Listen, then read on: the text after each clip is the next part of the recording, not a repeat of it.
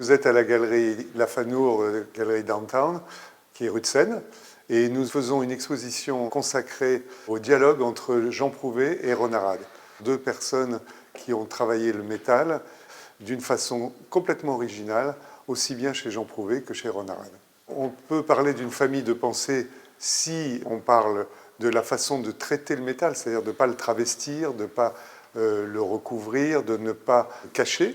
Jean Prouvé, lui, le travaillait de façon extrêmement technique, pratique, puisqu'à l'époque, il voulait faire des meubles les plus simples possibles, les plus beaux et aussi les plus faciles à transporter. Quant à Ron, lui, il a fait un travail aussi où il montre le métal dans toute sa simplicité, sa brutalité, et tout, sans le travestir.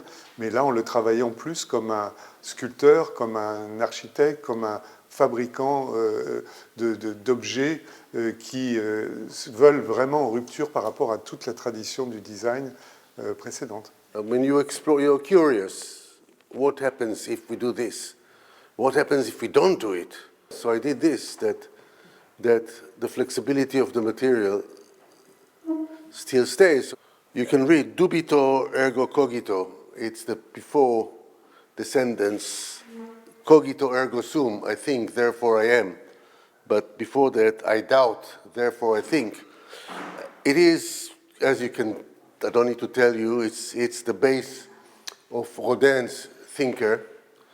The thinker was there for many years. I think it was about time he retired and enjoy life, not just sit and pose for us. Ce qui m'a intéressé dans le travail de Ron Arad, c'est de voir qu'à aucun moment il n'a voulu copier ni même continuer l'esprit du travail de Jean Prouvé, mais au contraire, il s'est mis en rupture.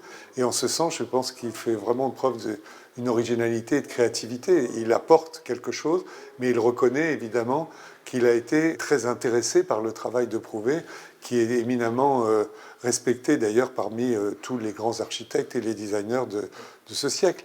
Donc cette chaise, on ne connaît qu'une photo d'une exposition et on n'en connaît pas d'autres.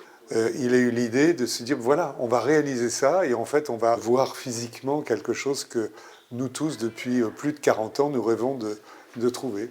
Et de trouver et de prouver.